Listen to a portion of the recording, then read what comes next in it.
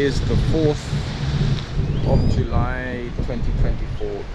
Today is election day, or if you win and you're a man, today is erection day. And I'll tell you where we are. We're down here in Finsbury Park. Finsbury Park is in London, northwest London, in the borough, let's say just North London. And the time now is around 2 p.m. in the evening. We've got a glorious day today. Sunshine, temperature is about, if you're in the sun, it could be anything up to 25 degrees today. 25 degrees today, and it's bright and sunny day. So today is the election day. Official broadcasters can't really broadcast anything today, so this will go out later, and we're just here to make sure that we give you our point of view. And yes, election day. Who are the candidates? Why are we voting? The rise of the far right, the rise of people's insecurity living in the UK, the reasons and the causes for it. Rishi Sunak decided about 2-3 weeks ago to call a snap general election, and so one of the reasons he did that was to so that the opposition, to catch the opposition off guard. He had until September or thereabouts to call it. Really just a couple more months. So while the oppositions, because there's many oppositions, were planning and taking their time, he chucked the cards on the table and he says, right, general election time. And so today is D-Day, as I've heard some people call it. It should be called, today is V-Day, as in voting day. And within the let's say the next not 12, but let's say the next 18 hours to 24 hours, we should be getting some likely results. They always have an exit poll, and the exit poll is going to give us an indication, and that will be around, say, 11 p.m. tonight. We'll probably get we'll get the results of the exit poll, which will give us an indication of what the general outcome would be. But this game, I think, is anybody's game, and there's lots of things that should have been mentioned in this election that was astoundingly silenced. But there are other independent parties which made it the forefront of their of what they were saying. This is a local MP, Nadit Lau. So that's she's down there in Tottenham, and she's really going on the Palestinian recognition of the Palestinian people, and the problems and the plight. Jeremy Corbyn is my local MP. He had to go independent because the official Labour Party has chucked him out. Keir Starmer has chucked him out. The funny thing is, if you didn't know and you're just watching this for the first time, Jeremy Corbyn was actually the leader of the Labour Party for the last leader of the Labour Party. The current leader is Keir Starmer, so he was in for about 3 or 4 years. This gentleman here is up for the Workers' Party, and the strange story about this chap here and He's up in East Dulwich today. His name is Winton Dennis Slowly, and he's there on Holloway, Mr. Workers' Party there, George Galloway, for the Workers' Party. And the funny thing is, in 2012, I was actually at Hustings that George Galloway did in Croydon, and this gentleman was there, and he said he was young at the time, so he's like another 10 years older. So he says now he's mature. And if you want to hear his pitch, why you have to vote for him, then just go back to the last live stream I did, and you hear him in the Operation Black Votes Hustings, and I was there and I live streamed it. This chap here, he's local, but he didn't actually say which constituency he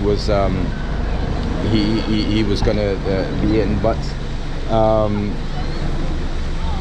so this is George Galloway, and this is also on a Palestinian mandate, right? So part of the Workers' Party is about the Palestinian mandate, but there is another party which is a real spoiler party, which is Reform, which is run by Mr. Tice, but the name that comes to everybody's mind is Nigel Farage, and Nigel Farage gets all of this limelight. Now, Nigel Farage is probably the architect of Brexit, and I don't know how you view it, but most people view it as a complete and utter disaster. Some politicians are telling you the only group of people who are actually saying we are gonna go back into Europe again is actually the Lib Dem party, and they're only getting traction from the antics of their leader, who's water skiing and bungee jumping and riding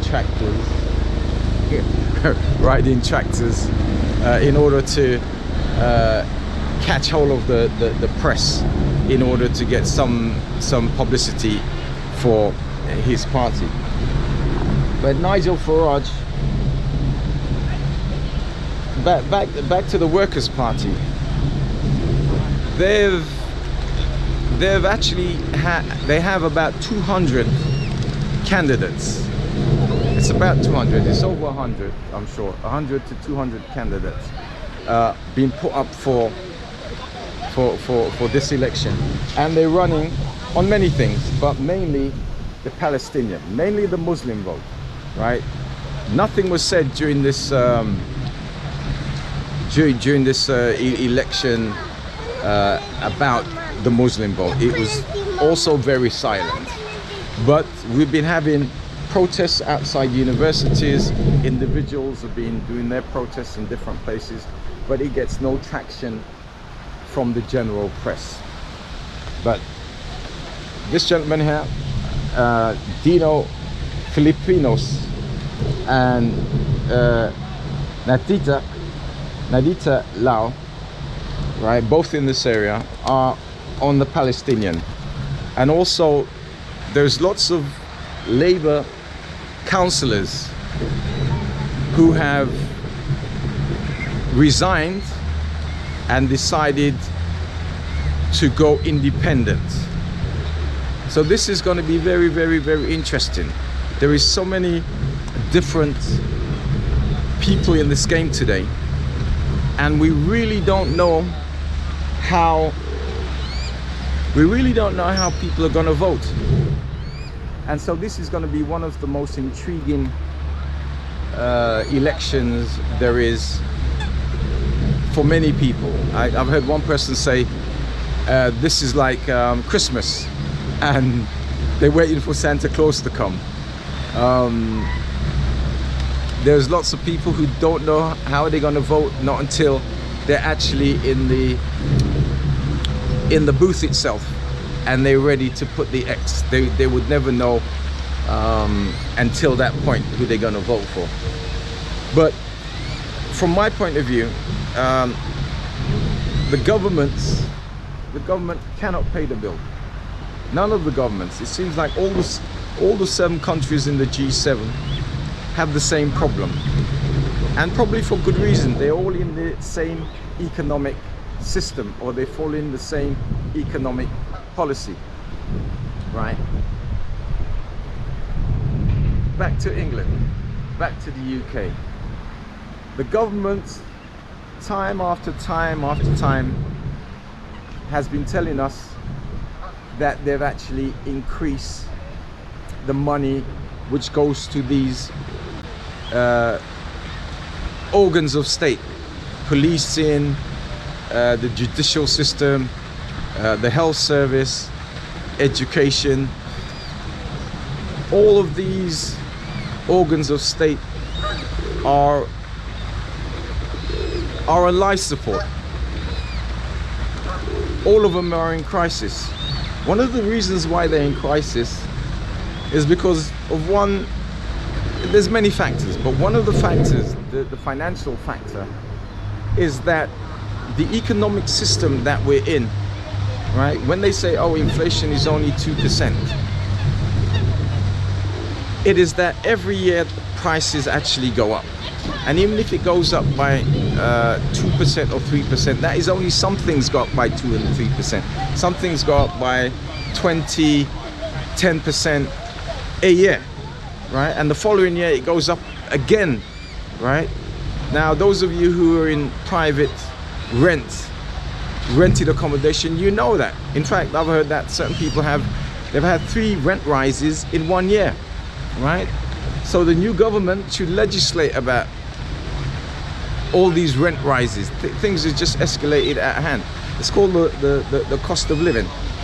And back to the basic factor of why they can't pay the bills, because every year they say it goes up by 2%, but different things go up at different rates, and some may be larger, some may be lower. Every 10 years the price is actually double, right? If your wage hasn't actually doubled in 10 years, right, you can't actually keep up with the cost of the different things that are rising. You know, to run a car insurance, right, they are constantly going up. They call it the free economy, or you know, the free market, right? And the free market is based on whatever price they chuck out there, right? Whether it's £1,000 or £1 million, if you can afford it, right, then you'll buy it. At £1 million, there are fewer people who would buy the product at £1 million, but it is not illegal to sell your product at £1 million, right? They had a thing called price gouging when the petrol price went up at a phenomenal rate. That's because it affects everyone and everything. If any product you buy in the shop, it had to be brought to the shop, and therefore it had to be transported there, whether it was by ship, whether it was by plane, whether it was by train, whether it was by bicycle. Each one of these use petrol, and even if it doesn't use petrol, it still needs energy. It still needs to be plugged into something, and wherever that source of energy is, we still have a lot of power stations still running on petrochemical, and we still have most of our transportation system still running on petrochemical. And even those who's got electric, you still have to go somewhere to get it charged. And how does the electricity get there, and what is the source of that electricity, and how is it made? It can still be fossil fuel. But back to so this was called price gouging, right? That's because so much people was affected. Suddenly it became a political statement and a political point. So they managed to bring it back down because it affected everybody. But basically, if I was charging you £1 million for a product or £1,000 for that product, it is not illegal, right? And I'll give you a good example. Price of art, right? Price of art, millions and millions of pounds, right? Over the years, right? Price of houses, right? Millions and millions of pounds, right? Prices of fighter planes, billions and billions of pounds. Fight of aircraft carriers, price of aircraft carriers, I don't know, you tell me. £500 billion, I don't know. So it isn't illegal to base your price on what you feel. It depends on the customer. So whether you pay £1,000 or £1 million, at £1 million you don't get so many customers, right? At £1,000 you get a lot more customers. A lot of people can afford your product, and this is the basic fundaments of the economic system which we are in. You can charge any price.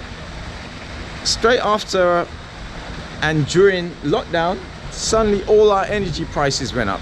Gas, electricity, they shot up. The government had to step in and actually give the citizen money in order to buffer the shock of all of these rises.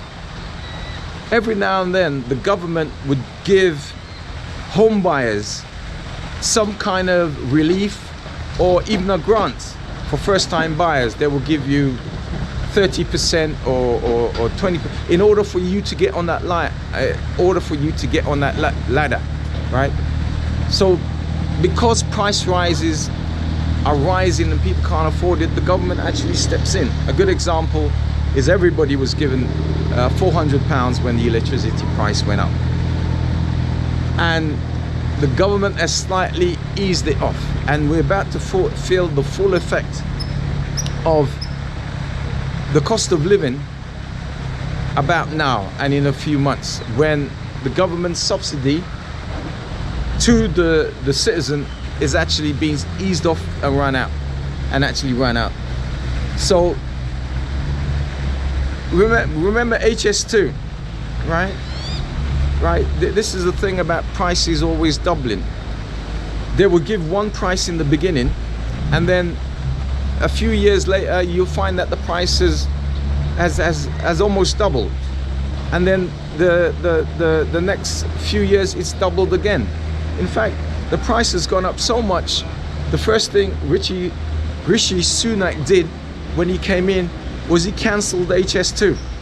He said stop the project right there, right? So I'm passing Houston every now and then, and there is just a building site which they don't really know what they're going to do with. It's just on hold. But back to the basic premise, the government can't pay the bills because it keeps on telling you that it gives extra money every year, but it doesn't give the right amount of money every year. It only gives an increase, but not the right amount of increase. Also with that, it's also asking whichever organ that is of state to cut back at least by 10%. So even though it increases the amount it gives to any one of those organs by 10%, it actually asks them as well to reduce their running costs by 10%. So really, you're back to zero. But what you're actually doing is you actually minimizing, you actually working to the bone, you actually working with less than what you've started, right? So certain hospitals have been shut down, certain wards have been shut down, certain facilities have been combined, you know, there's a reduction in staff, right? And it's just a smokes and mirrors game, you know. Look, if you go back to the last live event I did, which was the hostings for the Operation Black Vote, and we had members of the Labour Party, Conservative, and a couple of independents there, the Green Party. Did we have the Lib Dem? But the Conservative constantly has this mantra. Things have improved, this has gone up, this has increased. But here's what. Show me where we got it wrong. Show me why we're still in the pain, why we're still feeling the pain. Tell me why we can't afford to pay our bills. Tell me why the rents keep on going up. Tell me why the fuel bills keep on going up. Tell me why the food keep on increasing. So you say this and this and this and this is better, but show me where it is. You know, the basic thing is we put these folks in charge to look after the country, right? And they've done a terrible job. They can't even look after themselves, right? And all they do is tell us, look over there. The reasons why we have these problems is because of the people who come in on the boats, right? But isn't it their job to solve those problems, right? Why haven't they solved those problems for the last 10 years, 14 years, right? Galloway says, I'll tell you how you solve the boat problem. The people coming over from Dover on the boat problem. It says put one of Her Majesty's Navy ship between England, Dover and France, right? Those ships are so big, right? You can actually see it, right? You can actually see it in the middle of that channel, right, from England, and you can see it from the other side. Those warships, right, various types, from aircraft carriers to, I don't know, you got some war specialists out there, but these are massive ships, right? You could see them from 10 miles off, and the channel, I bet you it's less than 10 miles. Actually, we got a tunnel, right? We got a tunnel that goes from France to England, so it's probably less than 10 miles. So you put a big warship in the middle there, right? Compared to these minuscule little boats, right? It doesn't take much. We've got the best army, right? Right? We got the best RAF, right? We got the best navy. We're not using it. Where is it? Where are we using it? We're sending military armaments to Israel. We're sending military armaments to Ukraine. None of that was made mention in this election, right? None of the crisis in Israel was made mention, right? That's why we have this thing called the Muslim vote. There's no such thing as a Muslim, because it's a belief. If you say Jewish, what is a Jewish person? You know, and they come in many shapes and many sizes. So you can't take how one person who's Jewish views the situation, or one person you see from Israel who views the situation, and say the whole Jewish people, that's their view. It's made up of loads and loads of individuals, and those loads of individuals are expressing themselves in dismay in relation to the Israeli government. And the Israeli government is actually in crisis at the moment, because as far as I know, it's been disbanded, and it's only got a group or a war cabinet, which is only a handful of people, right? So that hasn't been mentioned. So all our military assets, the armament and stuff like that, are being sent to Israel. It's been sent to Ukraine, right? We're not even using it to defend our borders. It's in a very simple sense. We don't need to shoot anybody or blow them up, or landmines or sea mines or torpedoes, you know, or intercontinental ballistic missile. We don't need to do that. All we need to do is just simply put a warship in between Dover and Calais, and you know that in itself is a big deterrent. But that is what we've been sold for all the ills of why the government has failed us.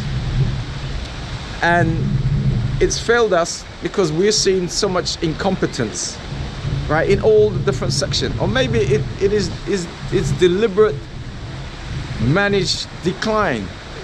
I mean, and who benefits from that? Actually, I don't think anybody benefits from that, right? So even if you have invested in those companies and you are a stock market man or a finance person,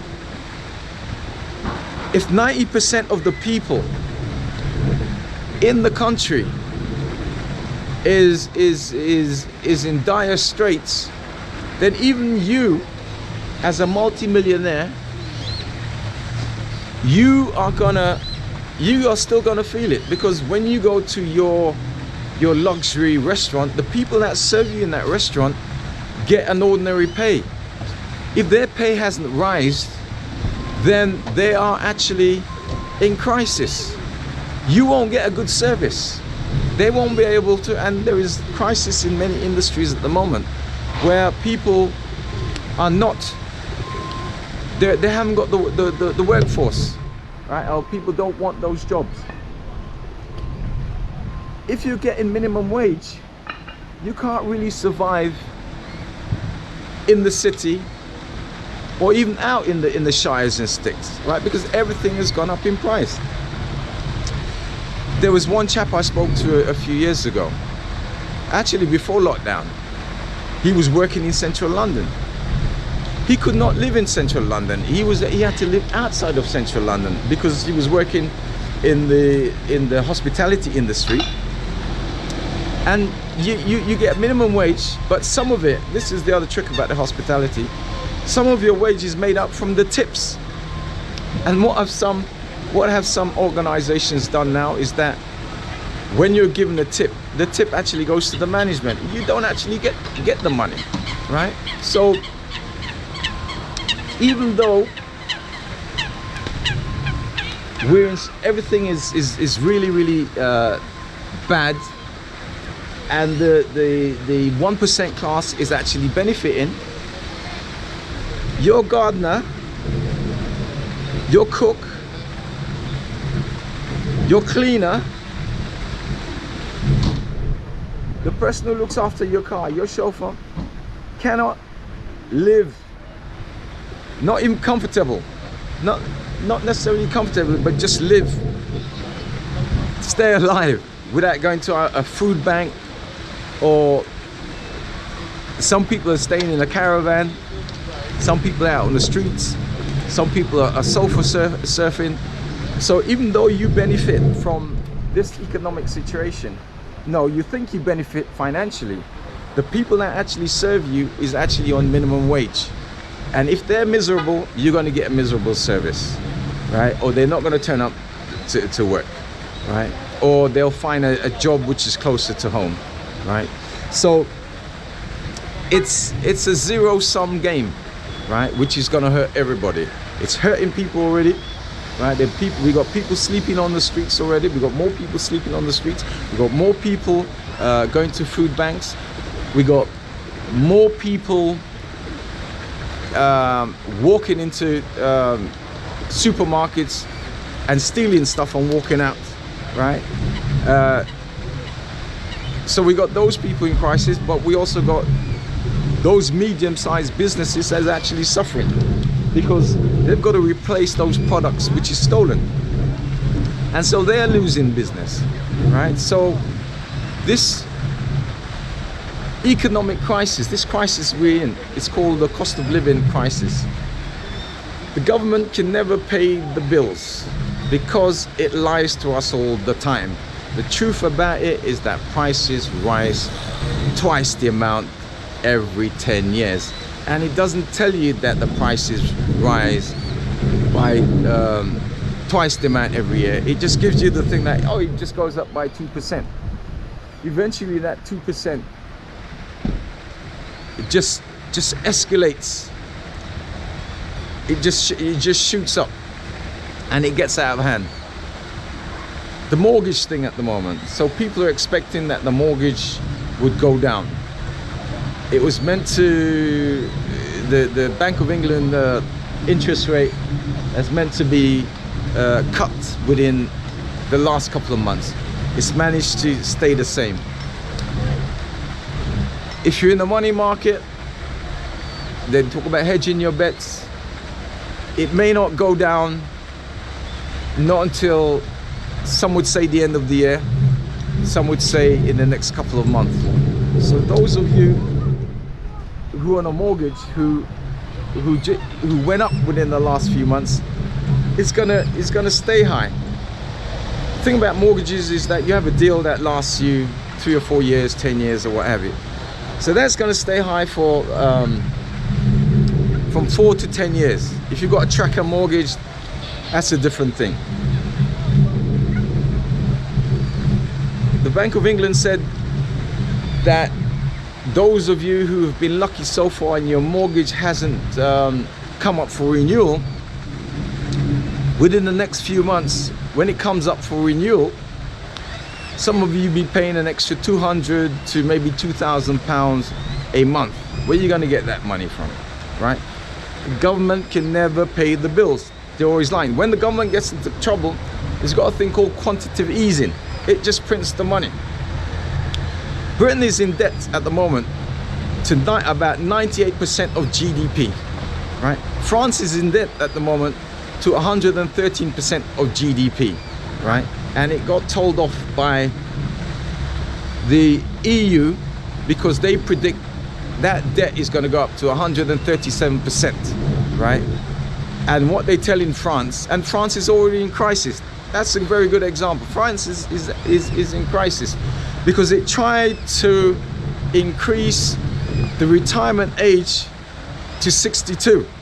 Over here in London, in UK, it's 66 to 62. And if you can remember, for the last few months before, it was called the Yellow Jackets. All the public sector worker was out on strike, all wearing yellow jackets, right? Because they were going to increase the retirement age. That's one way of cutting the debt of the government, right? Also, France is probably cutting other things as well. It has to do that because the debt that France is in is 113% over GDP. It means it can't pay its debt, right? It can't make enough money in a year to actually pay the debt, right? It just keeps on growing. And what did the French president do? He decided to do a snap election. So not only have we got an election right here, right now, the French election is in 2 stages. One was last Sunday, and the next one's going to be next Sunday. And you know what's going to happen? Well, I don't know what's going to happen. We're living in interesting times. What is happening to France at the moment? The far right, which its mantra is about the foreigners, is about other people coming in and taking the resources. They are actually leading at the moment. It is almost, for some people, a foregone conclusion that next Sunday the far right movement coalition would be running France. What does that mean? I don't know what that means, right? But all I know is that they're there to expel foreigners. They're there to attack people who are lower down on the economic scale, right? The European Union, the EU, is actually now run by right-wing. There are more right-wing people there now than ever, right? And how are we going to feel the full effects of that? Well, probably give it a few months, right? And we will see. But France is in a crisis.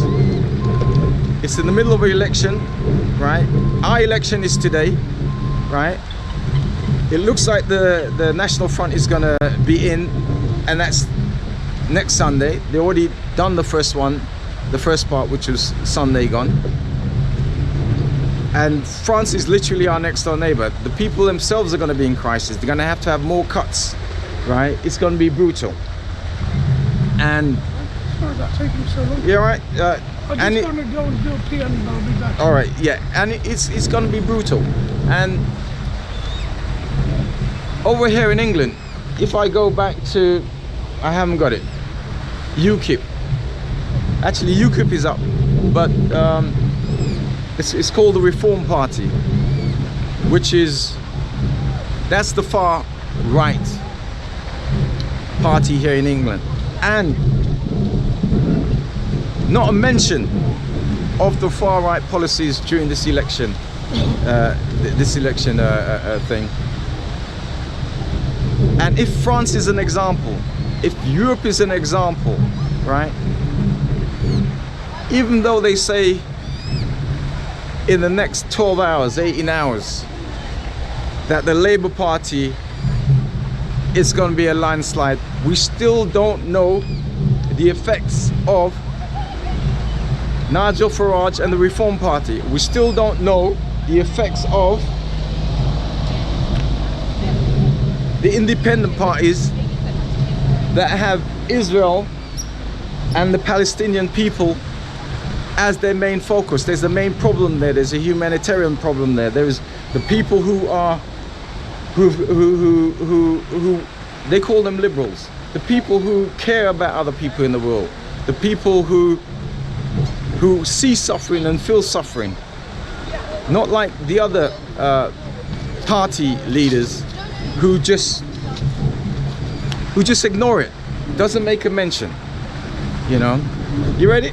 Ready, Which yeah. side do you want? So, yeah. Yeah, there you go. Oh. Right. I'm on the right, of course. Yeah. All right, come in a bit more. Come in. Yes, yes, there, yeah, there, yeah, that's it. Because there's two, there's one down there. Yeah, you're in. Yeah. All right, now, what's in your mind today, Graham? Well, there's so many things, but The Karen. as I got the bus through Islington, I saw an enormous number of vote Corbyn stickers. You got some. Yeah, sorry. Yeah. Yeah, that's right. Yeah. It's not that I've got high definition, but anyway. Yeah. Go on, Corbyn. So, yeah, but yeah. you're in Corbyn country, don't you realise that? I mean, Corbyn. No, yeah, but interestingly, I've been thinking about this, right? Now, I'm not going to panic because, I mean, according to Novara Media reports, you know, that Islington is going to be Labour nondescript person, whatever his name is, so and Labour nobody, right? And Corbyn is not going to win it, but let's think about the long game, right? The long game, and I've been telling people this, right? Are you right? Yeah. Right? Now, the long game is that at the moment people are having the same heroin high as they will be having. Well, we don't know yet, but let's say what we think is going to happen, right? The majority, right? It'll be like the heroin high with Johnson and Brexit and Brexit and with sovereignty, right? And that was more nasty than this, of course. That's a nastier element, but nevertheless, it's the same kind of mechanics. You know, like scoring a goal and being on the winning side and being right. But actually, the left have to play a long game because Corbyn will still be there when Sir Keir Smarmy sinks, and it won't take very long because he will push through some massive austerity. Because he said he's no, it'll be austerity Mark 3. It'll be the same austerity because it's only one. And I'm going to make. I've got. But because I think this election is like Macron's first election. Oh, you mean Sunday gone? Macron was it? No, not the second. No, but previously. When he came along, he was the new star, neither left nor right, and he pushed through massive austerity, pension cuts, and all sorts of benefit cuts, and God knows what. Yeah. And he was socially liberal, right? Much more than even Smarmy's ever pretended to be. But the thing is, right? And even I was thinking, oh, that's good. And he managed to trick the left twice or three times to support him against Le Pen, right? While he was making these massive cuts. Now the bitterness against these cuts is so high that the far right can pretend to be the left, which could happen anywhere in the world and could happen in Britain. In 6 months or 1 year's time, they could be the Faragist vultures, right? You know, or even the Tory Faragists, the Tory far right, could pretend to be the anti-establishment, right? And Trump-like. So the thing is, it's for the left to hold their nerve, right? And yes, they will look defeated, but they're used to looking defeated. They look defeated, the independents won't get very far, they won't get a mention, the Greens won't get a mention, and all the other little left groups like Trade Union, Socialist Alliance, all these groupuscules won't get but it's important to look what the French left are doing, how they're, you know, getting rid of all their little acronyms, you know, their battle fights over legalistic word games, you know, and or as Monty Python would put it, the Judean People's Front versus the Front of Judea. Of Judea. Same thing. Actually, no. That used to be funny, but the subtleties. No, it was not. No, it was funny because it's a spoonful of sugar making the medicine go down. It was intensely. Now we know what the medicine is. Yes. We know. Oh. Yes. Remember, the left in Britain, far left in Britain, used to be called the Heinz 47 varieties because they were very petty and they were bickering and they were all purists and they were bickering about what Karl Marx Volume 3 versus Volume 4 and who was more righteous than thou. And that came from a lack of confidence because they knew they were marginalised, and marginalised people often take it out on the nearest and dearest, the people who are very similar to them. Yes. And yes. But this is disappearing now because a new generation is growing up who are not really interested in that, you know? I think the Russian Revolution was great, but it was in 1917.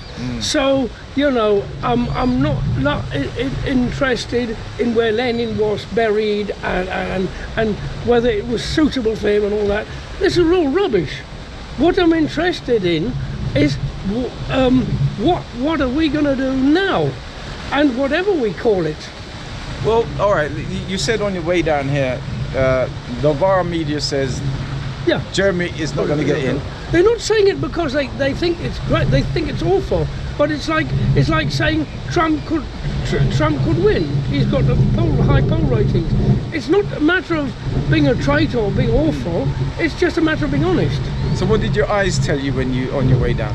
Well, that the support is there, the loyal support.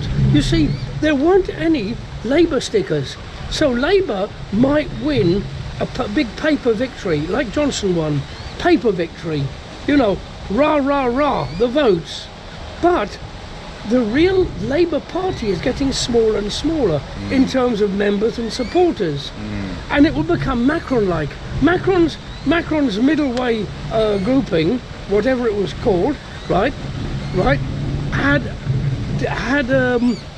was built more on a base than on an agenda and on an ideology, and so now, like the people, the lot of the Macronists, right, just peeled away. His support, real, genuine support base left. Who's going to go knock on doors for him?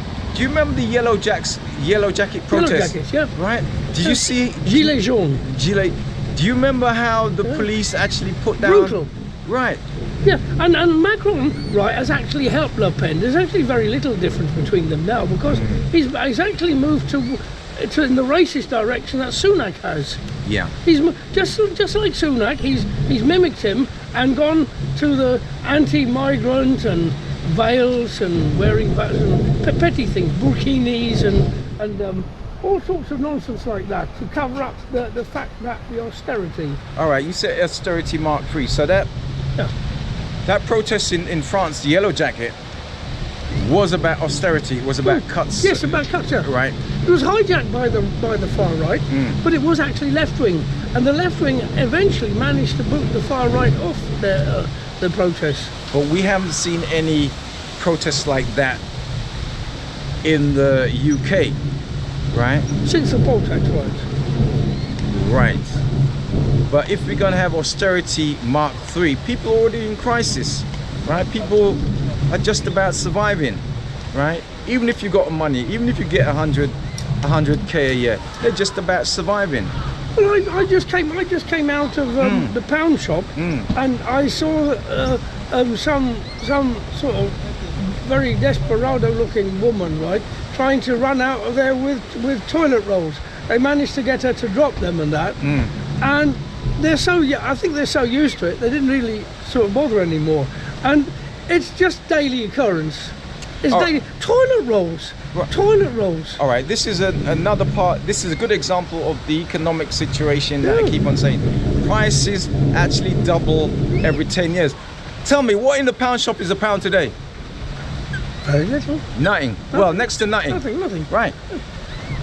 In front of your eyes, prices go up every day. When the government say that they're increasing the money, it just brings you back to zero to the increase. Plus, the little trick the government says, in order for us to give you that money, it wants you to cut by 10%.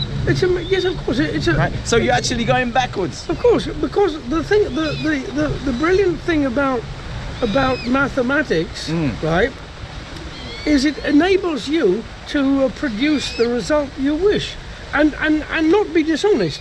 For instance, you've got some standard. You've got three, and you understand this, three results for average. The mean, for averages. Yeah. The mean, the peak, the median, and the mode. And the median and the mode are more like the bell curve. They are more in the centre. Yeah. But the mean is a very clever average. The average. Because it's dividing, right? The top and the bottom. It divides, right? The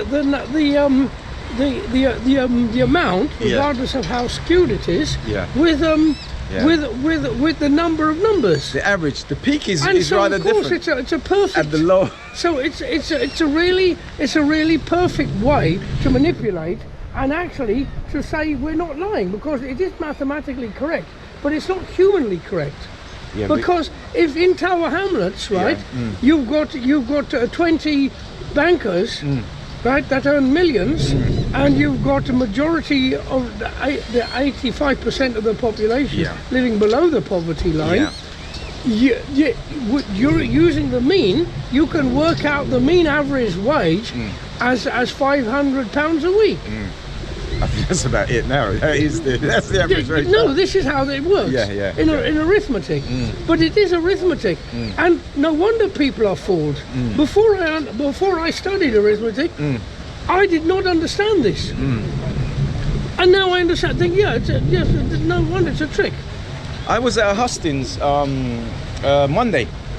It was thing by Operation Black Vote. This guy here was there for my guy, Workers' Party. Workers' Party, yeah. Right. Funny enough, 12 years ago, I was at Huskins, and he was just a teenager. He was saying, right. But anyway, he said, Galloway gave him a call and asked him to think. But I totally forgotten my point. So we're talking about economics, we're talking about money, we're talking about alternatives, right? No, people are fooled every day, right? The cost of living, right? Mathematics, right? But anyway, so you see what's happening, and that was a good example, the pound shop, right? Whereas prices never ever go down. There's no such thing in a pound shop for a pound, and that's a good example. In fact, up to a few years ago, the 99 pence shop went bust. Yeah, 99 pence shop. The pound shop bought it out, right? It's not the other way round. Because that's what means penny on the income tax. You know? Right? But still people believe. Oh yeah, that was the point. That was the point. At this Huskins, right? The Conservative guy was there. Oh, we've increased the economy. This has increased. We put more money in this. But the question is, you see, the question is this. I don't feel it. Actually, Tell me where. Have you noticed how the Conservative Party that was made up of privileged Etonians, but that did have a good education, and they were actually somewhat rational when they talked about economics. They might have been manipulative, but they actually checked their facts and figures to a certain amount of degree, right? And that's not saying I like them. That was saying that they actually did read books. Now, we're now in the Trumpist world. It's unbelievable. We're now in the world where people just rant. And make up things. Rant and make things up. And fact-checking goes out of the window. Yeah. And ready-made Brexit. Yes, yes, it started with Johnson. This populism in Britain. I mean, populism. It moved on to America, and it moved on to now all around Europe and around the world, probably. Oh, what was that phrase? Even Argentina. The Labour Party is pregnant with evil or something. What was that phrase? Did you hear the phrase? No, but it's all not nonsense because it's all nonsense, right? And you know who spouted it out? Mr. Nonsense himself, Johnson, right? Oh wow, he actually showed himself up for what he is, right? Basically, he's basically an unemployed comedian. He's a brilliant comedian. He's an unemployed clown. He's a clown, yes. I wonder if he'd really make a good real comedian, because comedians do have to actually think about what they're doing. I think he's more like the kind of comedian you meet at the bus stop. Yeah, but what is it about the then a person? Well, he's certainly nothing like like the Peter Cook and Dudley Moore. Yes, so their jokes actually deep. His are enormously shallow. It's like the guy down the pub who's basically. You remember the bullying jokes in the early 1960s? You know, about shirtlifters and about about the smallest book in the world, the Book of Italian War Heroes, and they made these and Bernard Manning type jokes. There was a belittling, and the mother-in-law and things like that, and women, like say sex workers, prostitutes, they used to call it, and it was always had that kind of and a nasty sort of edge. So Johnson's got that nasty edge. But what fascinates me is that he's got a devoted follower. He's already shown cult following. Yeah, he's already shown you his material. You know what he's like. But you know what has not been said so much about is during lockdown, when he told everybody to lock down, where people were actually dying, their loved ones are actually dying. Well, that's what's done the Tory party in. If it wasn't for the Partygate, Johnson would still be doing well. That's very funny. He shot himself in his own foot by denying his Prosecco party that everyone could see. And that's what's done them. And they've forgotten the first thing he did was actually when he got in. Otherwise, he'd be doing a Trump. Right, before COVID and before the lockdown, the first thing he did when he got in was he was actually shutting down Parliament, because he knew all of the ministers in there, whether Conservative or were going to be against him. Yes, the Liberals, and he wanted to put the populists. He wanted to put in all the lunatic, the Reformed Party type people in. Do you remember there was? So he filled him full of those the psychiatric cases. They're there now. Yes. Do you remember there was one woman who challenged him from Perogian Parliament? Oh yeah. Gina Miller. Gina Miller. But funny enough, have you come across if she's running for any party or she's independent or is she playing politics at the moment? No. Didn't hear that. Could be, but I didn't hear it. Yeah, so I think she's probably living in fear, because she's had so many death threats and what. You know what I mean? She's really, she's had so much criticism, and I think she's she's probably had more criticism than Diane Abbott. Diane Abbott. More. Yeah. Right, so That'll be an interesting election, won't it? So we got Partygate, right? And we got people who are remembering that they lost their loved ones. Yeah. I used to watch all of those. I'll never forget it. Yeah, I heard it on LBC. A man who I heard a man calling up LBC, right? And he hated Boris Johnson to the bottom of his guts because he was worked in a funeral undertaking, and he had to tell people, right, and he did it.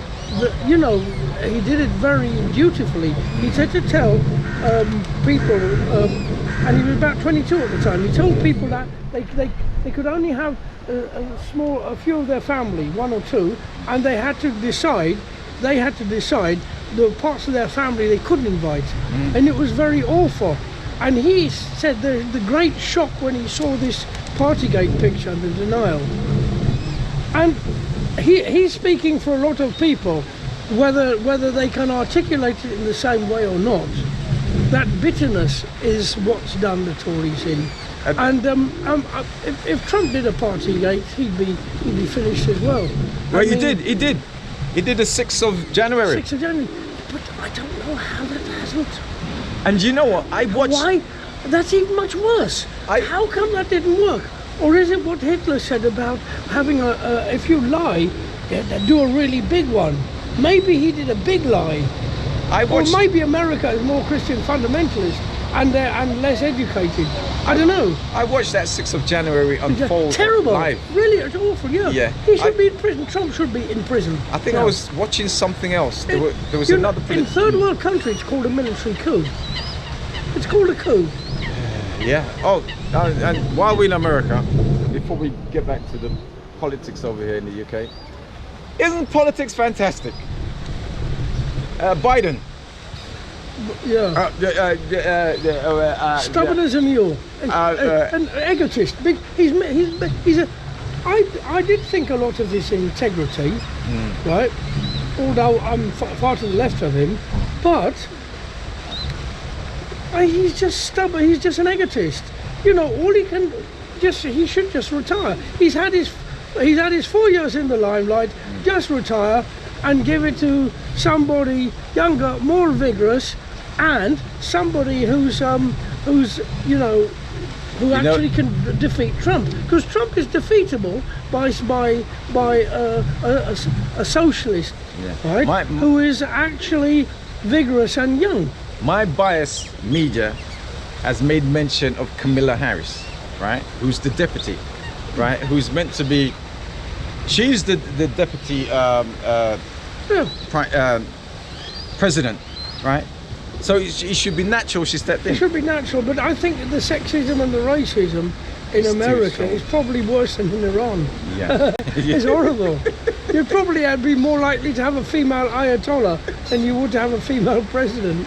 Right. Well, here's who they're trying to chuck into the mix. Obama's wife, Michelle Obama. Right, they're trying to chuck Michelle Obama in. Right, the Buttigiegs, the other contestants. Funny enough, I am familiar with them because I watched the American election. All of the debate, a lot of them are quite good speakers. But the problem is, why do we have to have either the king or the king's wife? Is America really a feudal society that has two kings instead of one? Is that why it's called a democracy? Because two kings, right, switch. There's two kings. Look, why can't other people have a say? Funny enough, I saw that article. Why is it only the president? Why do they have a king president? We haven't. Well, I mean, Sunak got rid of Johnson. Why can't they just say, look, I'm sorry, you've got to step down. You might not like it, but you have to. Right. So in a few, might be days, it might be weeks, but it looks like there might be a changeover with Biden. But meanwhile, back over here. Yeah. Right. Johnson. Must happen. It must happen. So Johnson was out. Trump will win. So the newspaper's actually saying that, oh, don't let Labour win because they will change the they'll change the electoral Oh, because there'll be no opposition. Well, Like an elected dictatorship. That's what Lord they say. Hailsham called Margaret Thatcher thing, yeah. And they're using this very cleverly. But they didn't say that when Johnson had his big majority. In fact, they had a huge. The reason that the Tories have been such shit is they pushed so much through because they bullied because of their huge majority. So everything the Tories say is dog turd. right, but did you hear the dog whistle one that Rishi came out with about Starmer 6:30 on Friday having dinner with his family? You didn't hear that one? So you mean Mr. Multimillionaire Rishi Sunak doesn't have dinner with his multimillionaire wife No, what it is this. Sorry. on a helicopter on a when they're flying to off to California. They don't have their servants giving them a nice helicopter No, dinner. you know what the dog whistle is? Salmon. No, the dog whistle is that Keir's wife is Jewish. Well, they're both playing that one up, aren't they? Right. They're both dog whistling that one. Right, so they've chucked that one in.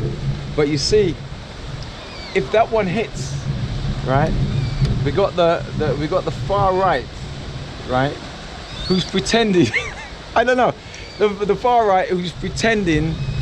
I don't know. Anyway, What are if they pretending? No, I want to hear what you have to say. I don't know. I'm confused. Pretending what? I don't know. Anyway, so if that Pretending hits, to be human?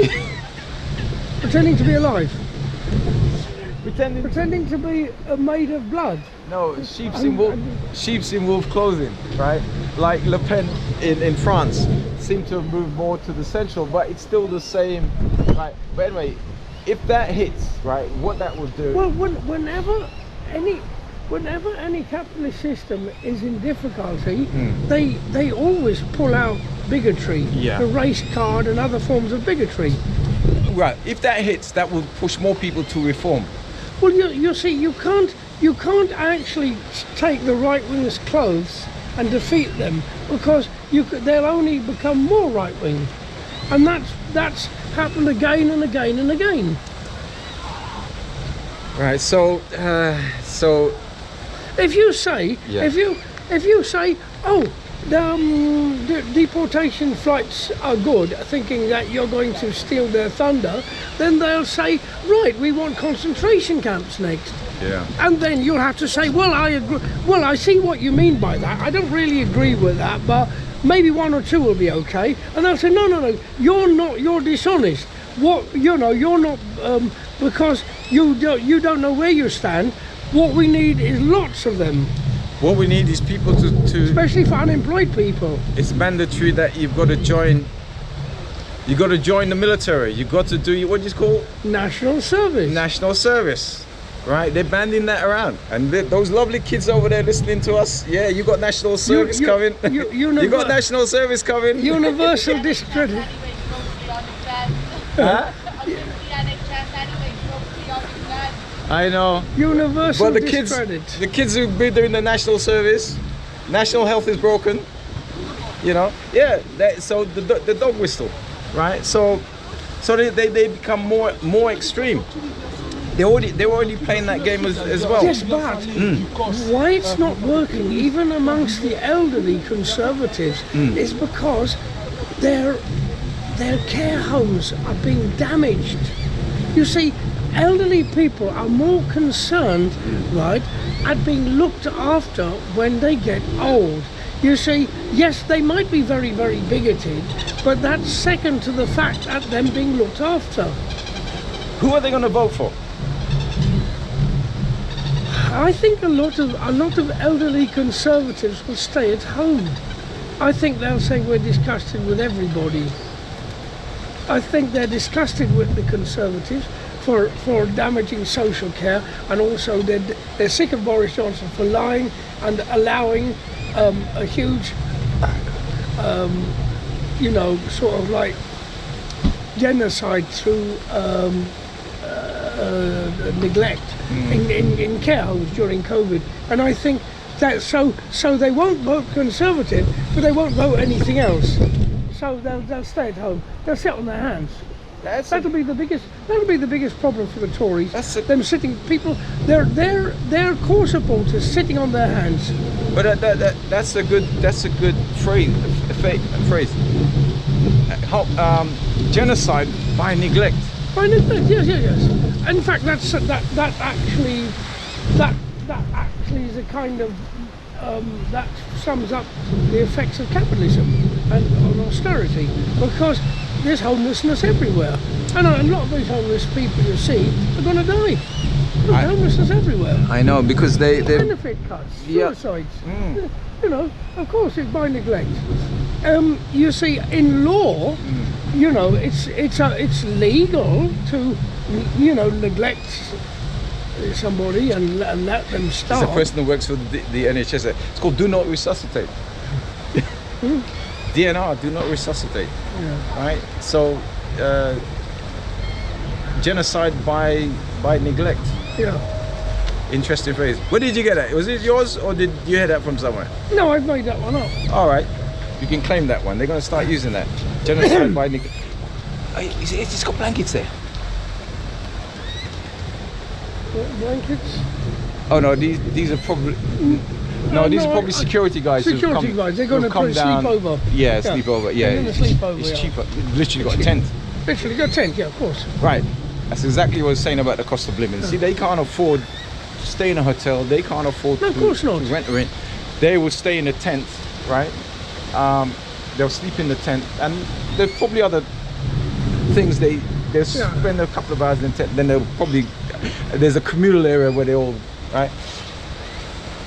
and this is why you know if I see some security guards here in Finsbury Park at night sitting cross-legged by their tents, right, and with their yellow jackets on, I shall you know bring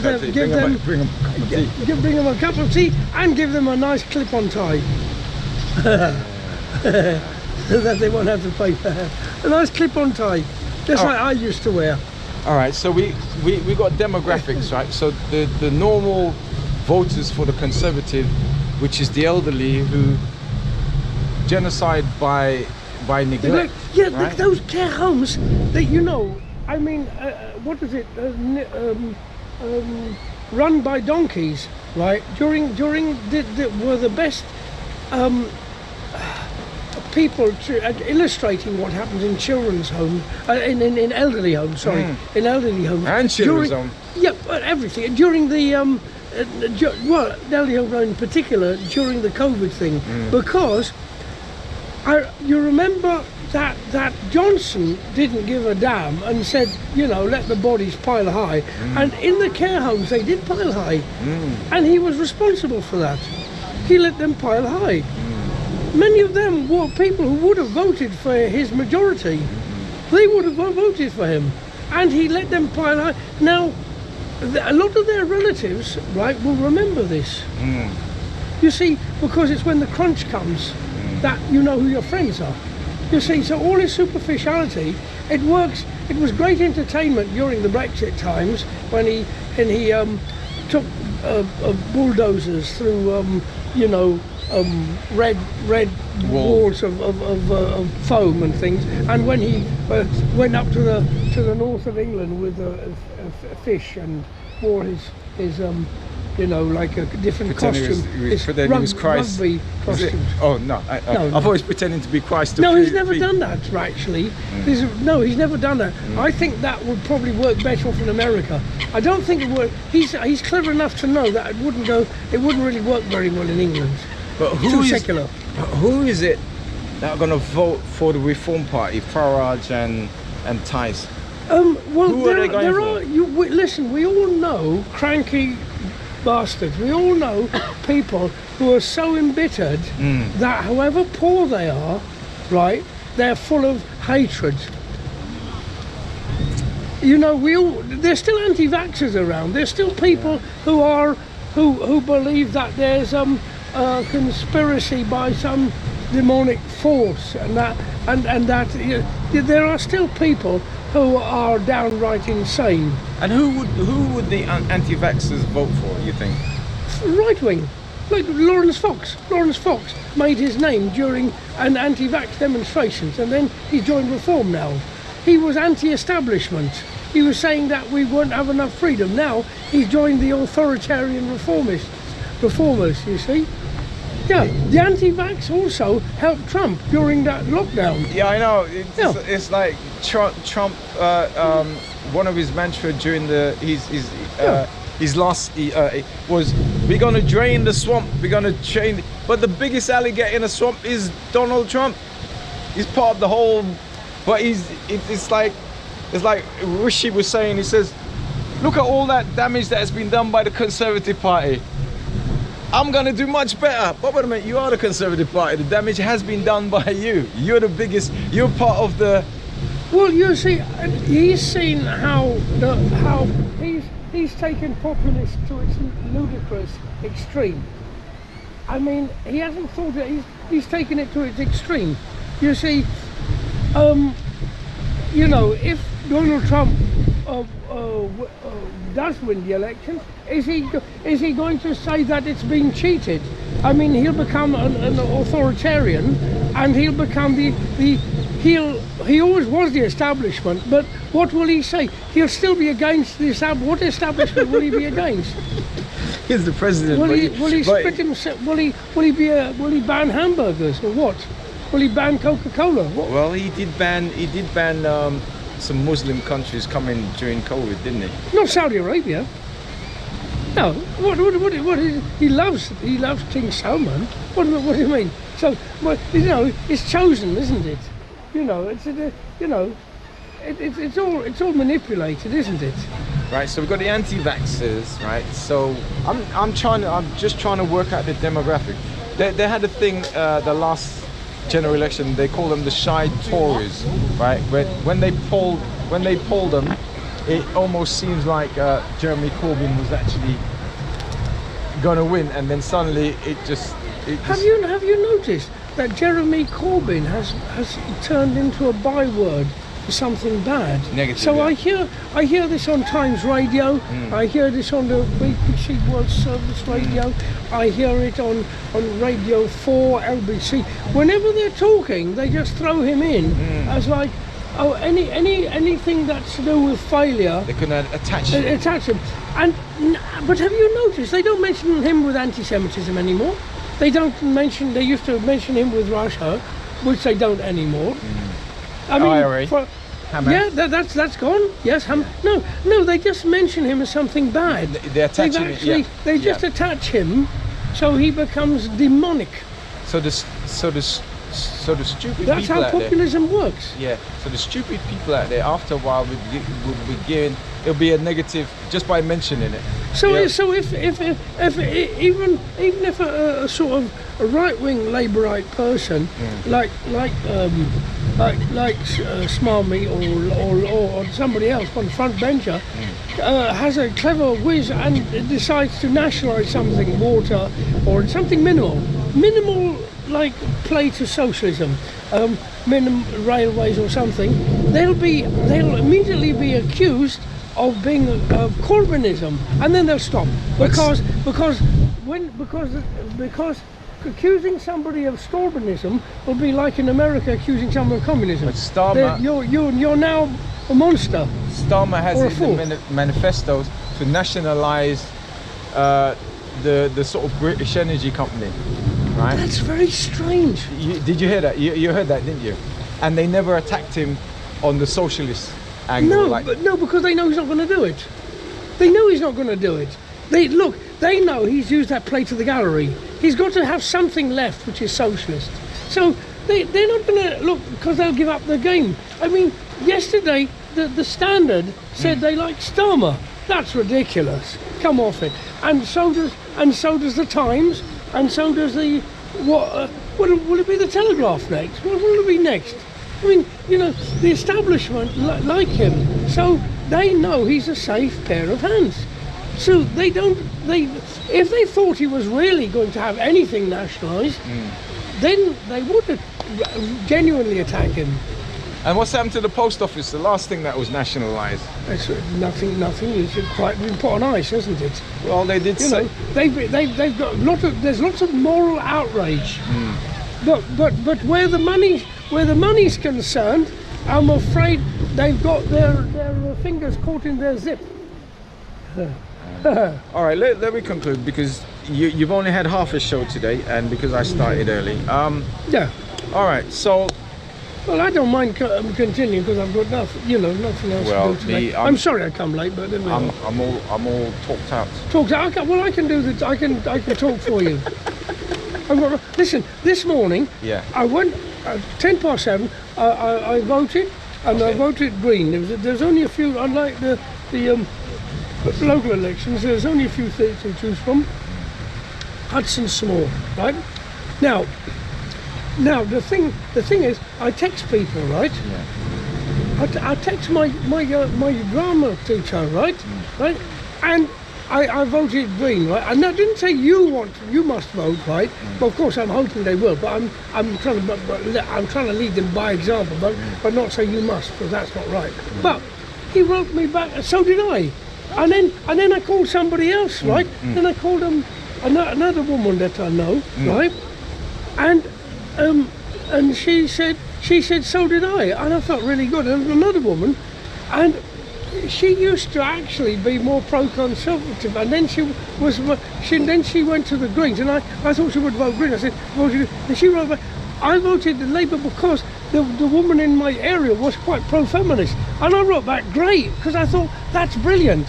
But I later text back and I said, I hope this woman who's quite honourable that you voted for doesn't get stabbed in the back, because if she is honourable, her time will be numbered. All right, we got about 10 minutes maximum on it. All right, so I was basically trying to support her choice, but at the same time explain that in the future there might be a big disappointment, because look, I'm sure that even in the post-Smarmy Labour Party, there's probably quite a few honourable people, but they'll be got rid of. Now behind the or they leave. Yeah, behind the mainstream media, we have so this Workers' Party, and this is independent. How do you think that the Gaza and the Israeli thing is going to play with the election? Well, he didn't eat sort of ants and frogs and kangaroos' testicles, right? He is genuine. This con man over here jumps on the bandwagon. I do love what he says about Palestine, right? I just don't trust him, but I like what he says. But he'll disappear, and hopefully he will migrate over to the more, genuine people. Do you know how many independents there were? Do you know how many? I didn't do the check. I did a check on my Galloway there, and he has about from 100 to 200 he put people in up for election in thing. I don't know how many independents there is, but I'm sure there's quite a few. I remember you telling me about a lot of Labour councillors has resigned and they've formed together, and this is probably a good example. Well, I hope all the independents get together, right? Start working together with all the other little left groupuscules, whether they're Trade Union and Socialist Alliance and all the other groups, I mean, who are on the left. I don't want to give them names because I'll play into their silly little games if I go on about this stupid acronyms. But there's a lot of genuine people there as well.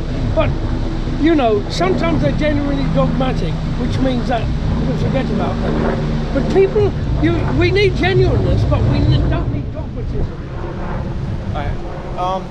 Last Catmatism maybe, not dogmatism. Sunday, when was it? No, Saturday, I was down outside the Bernie Grant Centre, Yeah. right? It's a lovely place. Great. Not for some people anymore. So I had a few. Oh, well, I went 20 years ago when a friend of mine was going to teach Kathak there, right? And teach cat teaching, and it didn't work out. There was a protest outside, right? There was a protest last night outside Starman's place. Yeah, Which for place? Feinstein. Outside, Oh, yeah, all by the right. Working Men's College. I heard it. I was listening to a jazz performance, right? And I heard it outside the window, very loud. Right. So was it? What was this about? You tell me yours, all right. because So I told you mine. the thing about the Bernie Grant Centre is the people. There was a protest, right? And the protest is they're really just getting rid of the community groups that are using it, right? And there was one community group which they just doubled the rent on them and just gave them the eviction notice. And so they're gentrifying, so they want, Oh, right? So whereas the building was originally for the community people can't afford it, right? And so there was a protest there, and I was there with them. And what it is, it's like the council would slowly have private company run their service, yeah. right? Is it a Labour council? Yes, his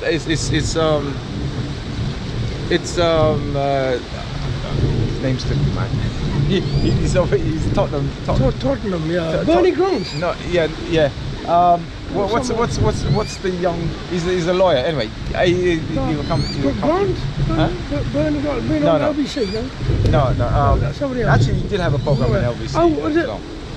so, Uh, Yeah. So anyway, anyway, so what the councils are doing. Right. So what the councils are doing is that they're privatizing, right, all of the services and what have you. So the company would pay the workers minimum wage, right, and they will be profit for the companies, but it's not council run. It'll be private run. It was like all these healthcare, all these retirement homes run by the council once upon a time. Yes. Right. So lots of things were. In fact, people won't believe that the Milk Marketing Board was quite successful and produced milk for farmers and gave farmers a good price. And you know, there's so many things, like there were public toilets run by the council. There's so many things were. I mean, wow. Yeah. But just like the same way that they've got rid of all the youth clubs, just the same way, slowly, they're getting rid of these community buildings. Yes, community right? buildings. And that is a prime building there, the Bernie Grant Centre, which they slowly pushing people out. And I realised Pushing people out, that's the strategy that they've used in many different ethnic minority area where there's a community business. They're slowly being pushed out. The rent's gone up, this has gone up. The funding for the person who actually runs it is actually cut, right? And guess what the unintended consequence is, right? That the unforeseen consequence Gun and knife is crime. more poverty and more crime Gun and more and knife bitterness and more desperation, right? And people selling illegal drugs In order to make money. to make money. And live up. And it's perfect stigmatization, because if I was on the right wing, why would I want to legalize drugs when I could stigmatize ethnic minority people and white poor people for their own poverty, There is so for the economy they have. That's their economy. so I have this formula. I have this saying that the government can't pay the bills, and I've told it. There's another trick. I've got to come up with a snappy word They for say it. they can't. They won't pay the bills. No, they can't. They can't. No, they can't. Is it because of Brexit? No, They shot themselves in under the the foot? basic economic system they have, they can't pay the bill. They That's can't. why Kenya, right? For them to Oh, really the IMF. Okay, I got it. the now. monetary system. IMF, yeah. So part of Well, that is, you're right. In a Marxist sense, I'm actually wrong and you're right, because as Marx said, capitalists, right, whatever they're like as a personality, they might be nice people, but they're forced into competition Right. constantly with each other. so they have to compete with each other, and they have to undercut each other. Right. It's the system. So It's the capitalist system. So Kenya can't do quantitative easing. Yeah. America can, Europe can, Britain can. But basically, they don't. What's the name? Always used to hit Jeremy Corbyn with this, right? Theresa May. She always used to say. And said he was making big promises, but where's the money coming from? She always used to use. Yeah, she used to say, "Where is the magic money Where's tree?" the magic money There is a tree? magic money tree because during COVID they found it, right? But that's why the GDP. Well, they always find a magic money tree to arm Israel with. And they've sent our RAF planes and to protect them, right, from these drones. I mean, of course, there's a magic money tree for when they want it. When the royals are given magic money, the royal grants, they give them magic money. The Royal Britannia, there's lots of magic money around. I know all these military parades that they have is from the magic money tree, and it's. Yeah. I mean, the Olympics was from the magic money. Who paid for the Olympics? That wasn't for free, was it? Wasn't built for free. Was it a magic? It wasn't. So the magic money. Well, it was magic. It was a magic money tree. The magic. And, and that's and why, the Olympics is still causing these three boroughs, particularly Newham, but also Tower Hamlets and Hackney, has put them into massive debt. The Olympics, like it's done everywhere else around the world. So there is a magic money tree. it works for some, right? Yes. And it only works for some and those Yes. who know. But as Only you works see, for people who have the magic and the magic tie. Right. If you wear the magic Etonian tie Right. pin, right, and you shake hands like like that, Yeah, right, yeah. and you roll up your. I can't do it. Right, I have to do this. and you see, so they found the money in the first place, but all those three boroughs you say are in debt in relation to that, you see? So they find it for that, but in reality they can't pay the bill, right? And in fact what they do, that's why that's why it's Oh, guess what, listen to the I'm going to tell you something Go on, funny, right? go on. Yesterday, right, I went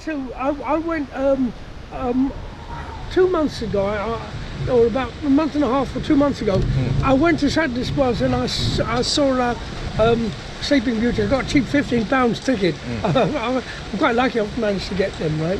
That was great, right? And outside there was a one-woman protest, right?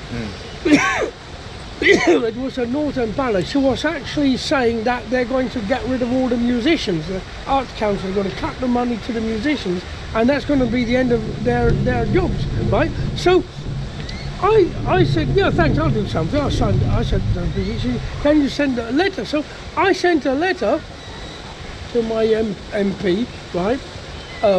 Lynn Brown, she's going to retire. So she said in the letter, but anyway, I heard nothing in 2 weeks, and just before the election, I get a letter. Labour Party, is it? Labour, yeah, official Labour Party. They're going to look into it. Not going to do it. They're going to look into it. And I thought that's funny. It's just before They want your vote. So- They just want to give you the indication. an indication, but it doesn't say they're going to do it. It's just there. That's a good example, right? You see the cuts there. It's a good example why the government can't pay the bills, right? There are tricks and thing and mirror. But one thing was, so so that phrase, the government can't pay the bill. You can see some of it. You can't see some of the other parts, right? But I've got to come up with another phrase, right? When you can't pay for food, Yeah. the government actually gives you go to the shop and you find you can't pay for the food, right? Because the price thing. So you go to the food bank, right? So you get free food. Well, the right? job centre now gives people vouchers. The job centre. All right. It seems ridiculous. No. Vouchers. No. It's So part. it's become part of the capitalist system. It's part of the economics. Yeah, Yeah, capitalist that's system. the new But- economics. But guess what? New right? economics. So guess what? So you give them free food. It may not last forever, but there's going to be a point where that freeness stops. Well, right? well, the Trussell Trust will run out of charity funding. Yeah, but now.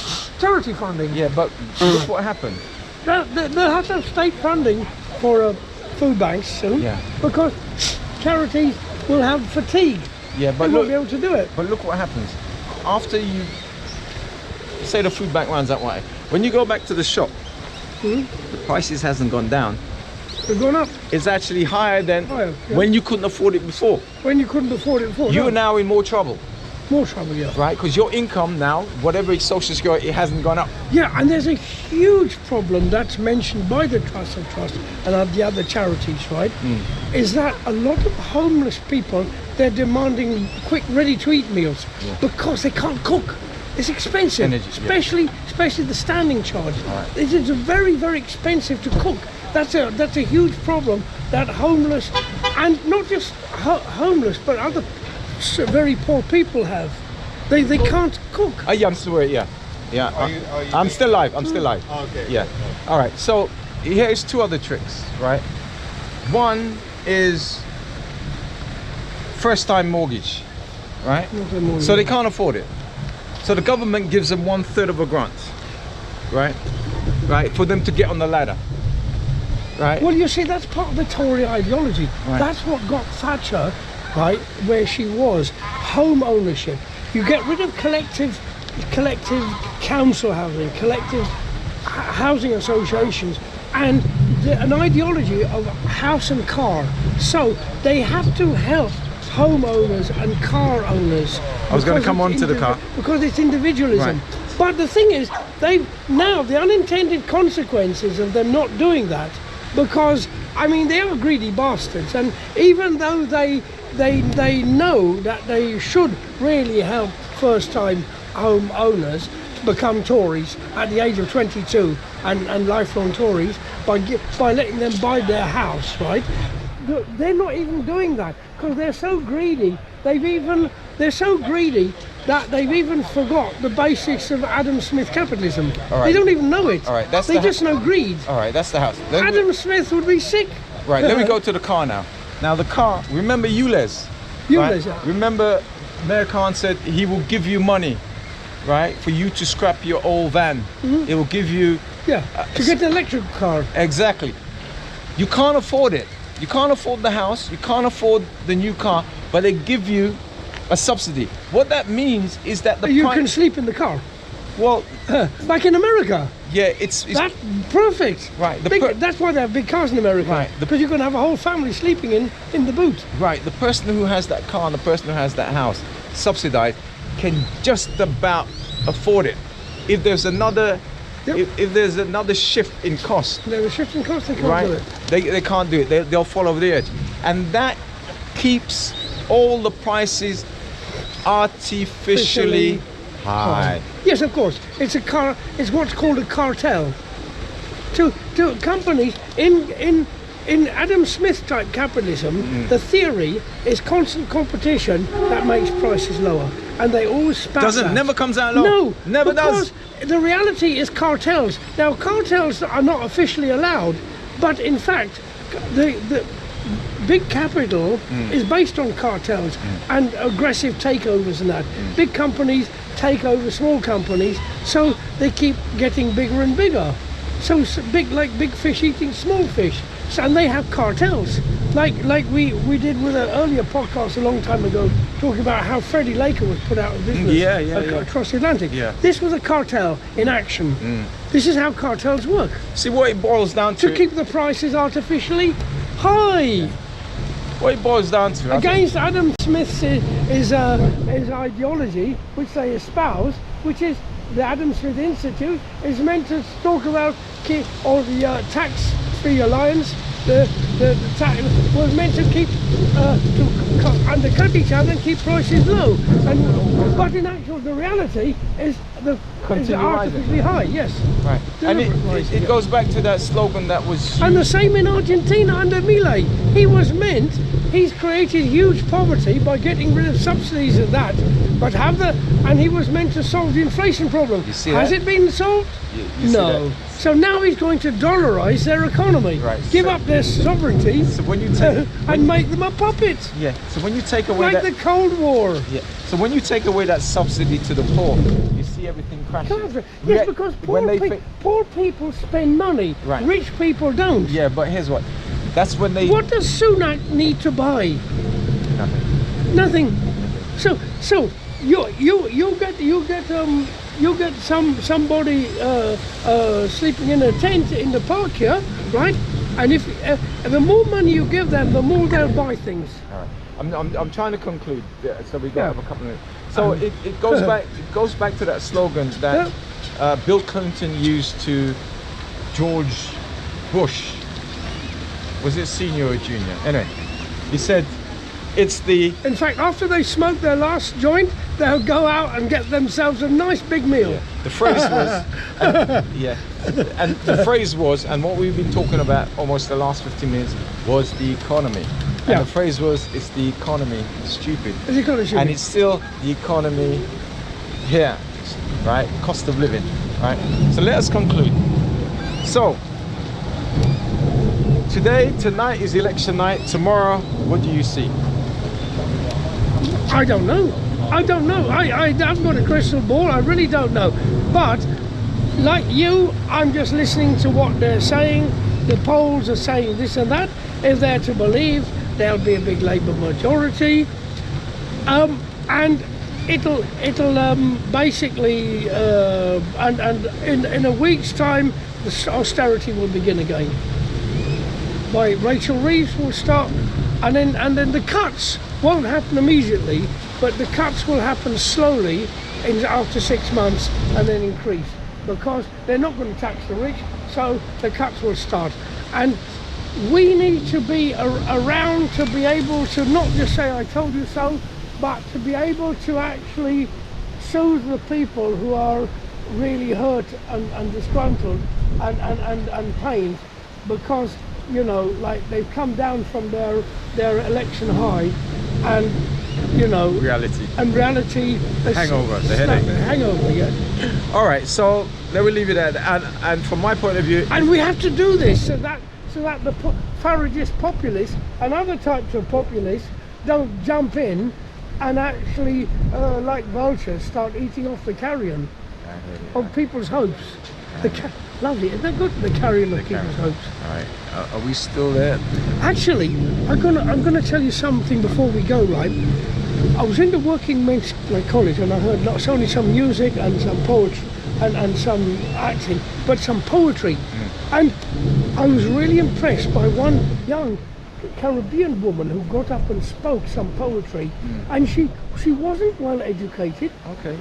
and she made it wasn't the normal like poetry where the grammatically correct, but it was very heartfelt and sincere. I felt little droplets in my eyes because she really meant, she talked about the environment, and it was really heartfelt and touching. And I thought, wow, that's what education should be. Outreach. It isn't the same usual people that know that you know, with a English literature degree. Wow. And I just thought, wow, why don't we have more of that? That's education. So that made me feel very good, and I'm still feeling good because of that.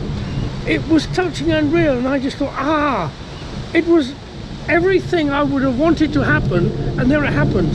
This woman who's basically, you know, from the streets, got up and read some poetry she'd written, right, in her language, in the way she wrote it, and you could hear a pin drop. It's because it was real. It wasn't just, hey, yeah, you know, all that stuff. No, it was like, after she finished speaking, there was more silence, because it was real. Because it was like, wow, wow, oh, this is, you know, like that, who's that Angela Davis, and Maya Angelou type. Maya Angelou, you know, yeah. that kind of, you know, that.